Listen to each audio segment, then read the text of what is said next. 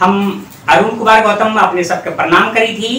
और आज हम एगो अपन गीत सुनावे जा रही है जे दहेज प्रथा के विरोध में है। भाई बहन लोग, दहेज प्रथा से हमारे भारत समाज के गरीब गुरबा लोग ज्यादा परेशान है, तबाह है। बेटी जैसे ही जवान हुआ है या जवान होने से पहले ही लोग परेशान हो जाए तो ओकरा शादी करी। वो अपना बेटी का भार समझत और जल्दी निभाल चाहत। ई कुरीति के दूर करे लगी नौजवान लोग के संकल्प लेने की जरूरत है। ई गीत में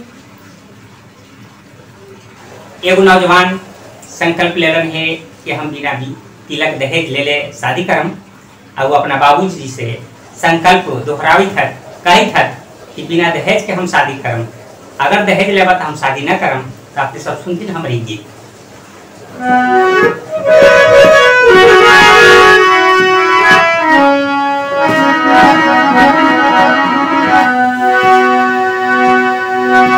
अरे बिना दहेज ले करबै बियाह हम, अरे बिना दहेज ले करबै बियाह हम, लेबै न एको रुपैया। बाबूजी सुन लहो, बाबूजी सुन लहो, बिना दहेज के करबै हम बियाह। बाबूजी सुन लहो, बिना दहेज के करबै हम बियाह। बिना दहेज ले करबै बियाह हम, बिना दहेज ले करबै बियाह हम, लेबै न एको रुपैया। बाबूजी सुन लहो, बाबूजी सुन लहो, बिना दहेज के करबै हम बियाह। बाबूजी सुन लहो, बिना दहेज के करबै हम बियाह।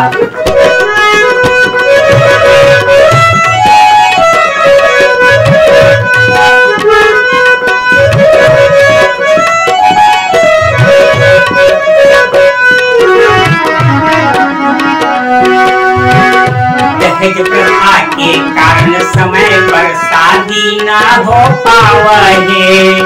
बेटी के जन्म देला के बाप बड़ा पछतावे।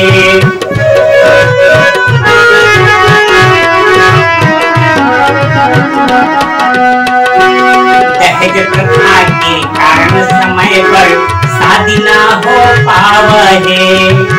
बेटी के जन्म देला के बाप बड़ा पछतावे। बड़ा मुश्किल से कर पावत, बड़ा मुश्किल से कर पावत बेटी के निबाह। बाबूजी सुन लहो, बाबूजी सुन लहो, बिना दहेज के करबै हम बियाह। बाबूजी सुन लहो, बिना दहेज के करबै हम बियाह।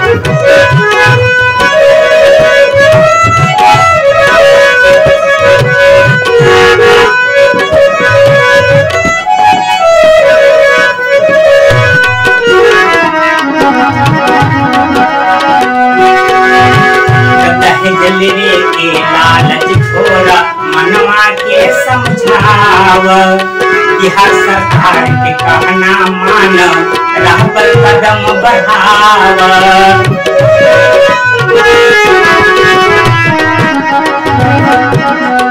दहेज लेवे के लालच छोड़ा मनवा के समझाव। बिहार सरकार के कहना मान, राह पर कदम बढ़ाव। अरे निर्णय लाती बिना दहेज के, अरे निर्णय लाती बिना दहेज के करबा हमर बियाह। बाबूजी सुन लहो, बाबूजी सुन लहो, बिना दहेज के करबै हम बियाह। बाबूजी सुन लहो, बिना दहेज के करबै हम बियाह। बिना दहेज ले करबै बियाह, बिना दहेज ले करबै बियाह, लेबै न एको रुपैया। बाबूजी सुन लहो, बाबूजी सुन लहो, बिना दहेज के करबै हम बियाह। बाबूजी सुन लहो, बिना दहेज के करबै हम बियाह। बाबूजी सुन लहो, बिना दहेज के करबै हम मैया। जय मगही।